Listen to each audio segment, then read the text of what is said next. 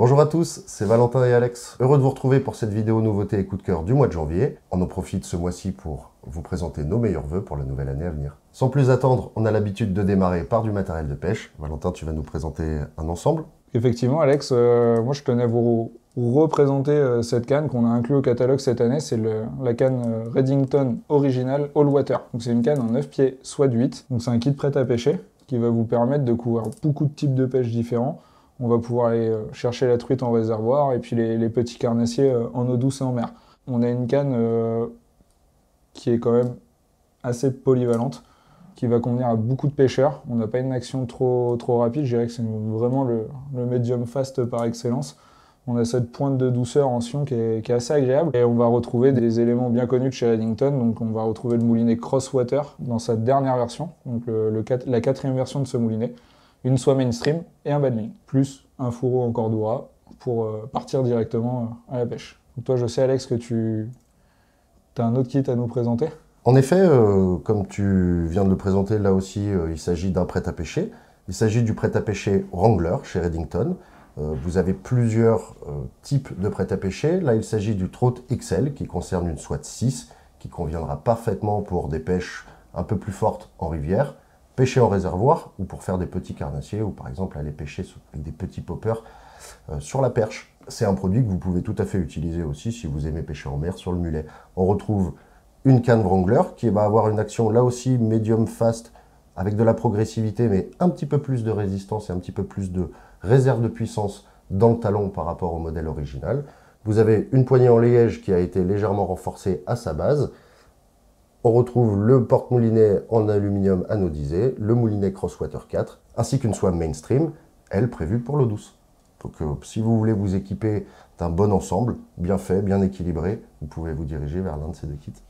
Alors pour continuer sur les nouveautés, même si là on est sur une demi-nouveauté chez Dr Slick, en fait ils ont un peu revu la pince Barracuda. C'est une pince que moi j'utilise beaucoup. Et là ce que je trouve super intéressant dans ce qu'ils ont fait, c'est qu'ils ont été à l'écoute des besoins des pêcheurs et ils ont un petit peu revu la pince. En soi, on reste sur le même modèle, la pince Barracuda, donc une pince en acier inoxydable, très pratique pour décrocher des poissons, notamment le brochet, moi je m'en sers beaucoup pour ça.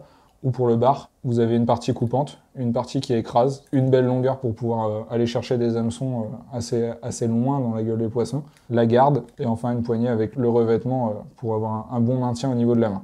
En fait, ce qu'ils ont décidé de revoir, c'est le holster. Petit souci qu'il y avait avant, c'est que la pince, elle se baladait, donc quand on l'avait à la ceinture, c'était un petit peu désagréable. C'est qu'Alex, toi aussi, t'en as une. Quand on a vu le nouveau modèle, on s'est dit, tiens, là, ils ont fait quelque chose de vraiment pratique, quelque chose qui empêche la pince de tomber, et qui la maintient bien. Là, vous voyez, on peut y aller. Il n'y a pas de jeu, ça bouge pas.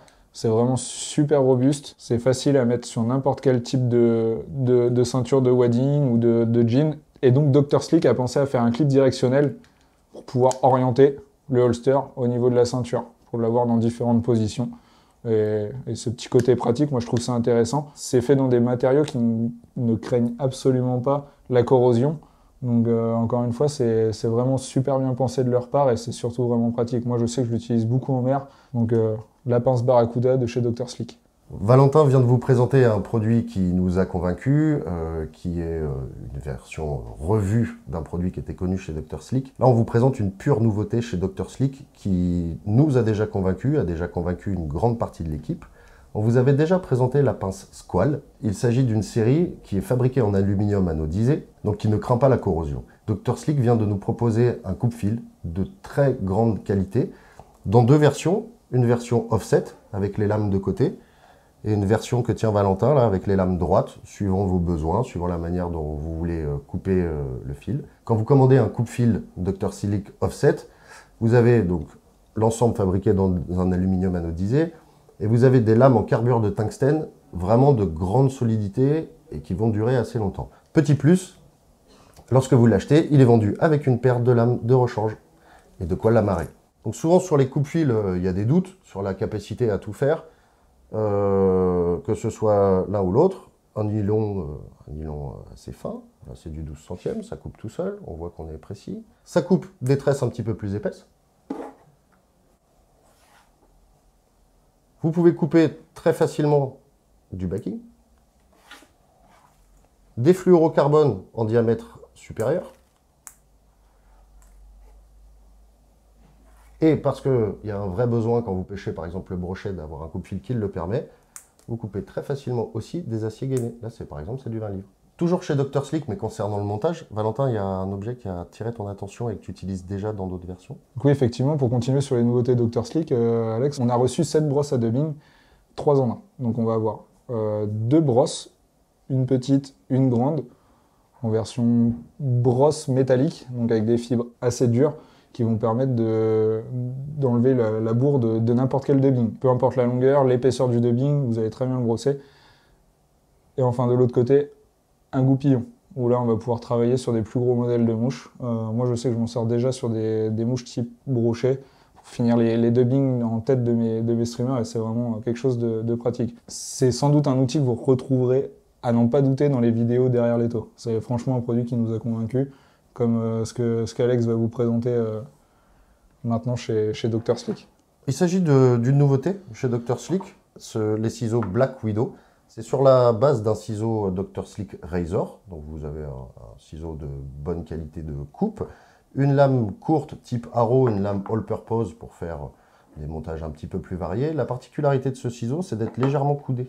Donc lorsque vous êtes à l'étau et que vous voulez attraper rapidement vos ciseaux sans les faire glisser sur une surface plane, c'est très facile de passer les mains à l'intérieur et de les attraper. Par-dessus le marché, pour les monteurs qui gardent leurs ciseaux en main, vous avez un petit peu plus de facilité à travailler qu'avec des ciseaux droits. C'est un petit confort supplémentaire. Mais l'intérêt principal de ce ciseau, c'est de pouvoir être posé sur une surface et d'être attrapé rapidement. Vous retrouvez sur ce ciseau, comme sur le modèle Razor, une petite molette qui va vous servir à serrer plus ou moins les lames pour avoir une qualité de coupe plus ou moins importante.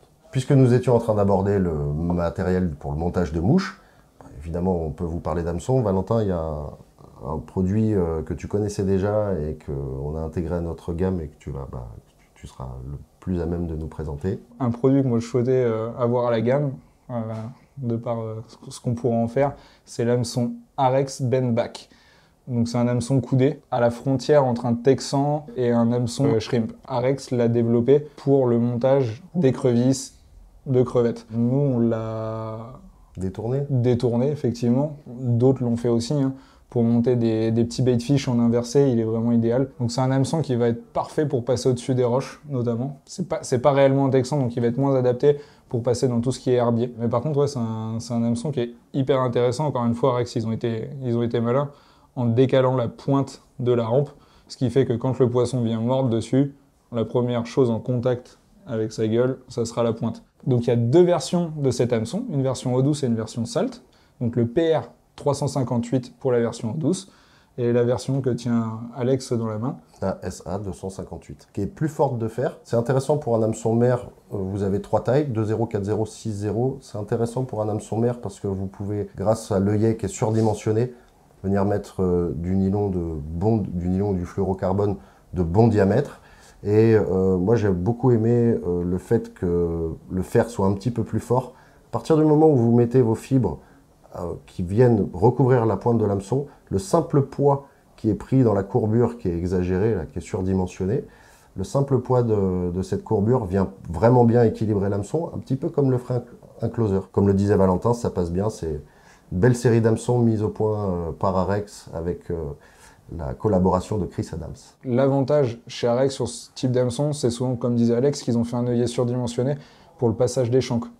Donc ça va vous permettre de faire des crevettes articulées, des crocs articulés d'assez grosse taille. Donc ça avait été fait à la base pour la pêche en exo, pour les avoir utilisés aussi ici. En eau douce, ça marche pas mal d'avoir des grosses écrevisses. Et puis pour la fabrication d'écrevisses, on a une forme qui est parfaite, qui figure déjà très très bien la position de l'écrevisse en défense, quoi, avec les pinces et le rostre relevé. En toute fin d'année dernière, nous avons reçu des nouveautés de la part de Loon, des produits. On en profite pour vous les présenter pour cette nouvelle année 2024. On a 5 produits à vous présenter, des vraies nouveautés chez Loon qui sont assez intéressantes. Valentin, tu peux peut-être commencer par la première. On va commencer par la pince Amadou. Classique, on va rien vous apprendre. Ceci dit, c'est un outil qui est très pratique pour essuyer vos mouches. Moi, j'en utilise, tu en utilises aussi, Alex. C'est quelque chose qui est pour moi un indispensable.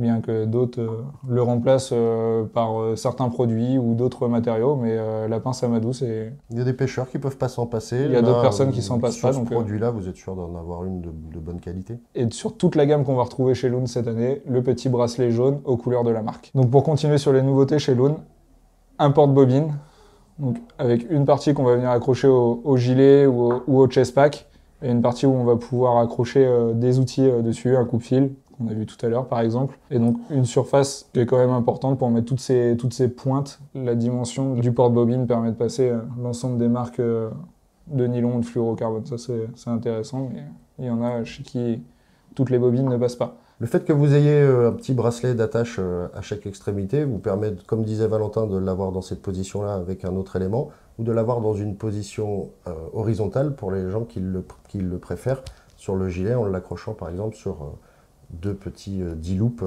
de chaque côté des poches. Et enfin, chez Loon, les nouveaux caddies, les silicones caddies qui sont fabriqués dans un silicone extrêmement résistant. Les caddies étaient préalablement faits chez Loon en Cordura ou en nylon synthétique très résistant. Là maintenant, ils sont en plastique souple. Vous pouvez donc venir intégrer les produits de la marque, des fioles directement dessus. Vous avez une version petit caddie, le small pour la Quail par exemple ou du Loxa. Vous avez une version moyenne qui vous permet par exemple de mettre du Top Ride ou les flacons un petit peu plus volumineux. Et enfin, vous avez le double qui vous permet par exemple là de venir mettre un Fly Spritz et tête en bas, le Loon Aquel. Ça vous permet d'avoir les produits que vous préférez de la marque directement sur caddie, là encore que vous pouvez accrocher grâce au petit bracelet anti-corrosion. Avec l'ensemble de l'équipe, on a fait le choix cette année de bien anticiper la période hivernale. On sait bien que les pêcheurs à la mouche aiment cette période pour monter, pour se préparer à la nouvelle saison qui arrive. On a vraiment fait un gros réassort de stock sur les marques les plus connues de matériaux de montage, sur les hameçons, Timco, Daichi, Kamazan, et les coups de coque sur divers produits. Donc rassurez-vous, on a tout ce qu'il faut pour occuper vos longues soirées d'hiver derrière les taux. Valentin et moi, nous vous présentons encore une fois tous nos vœux pour cette nouvelle année et on espère que cette vidéo vous a plu dans un nouveau décor pour cette année. Comme toujours, si vous avez des questions, n'hésitez pas à nous les poser, que ce soit dans l'espace commentaire en dessous de la vidéo, par téléphone, par mail ou encore mieux, venir nous rendre visite au magasin à Pontivy. À bientôt. À bientôt.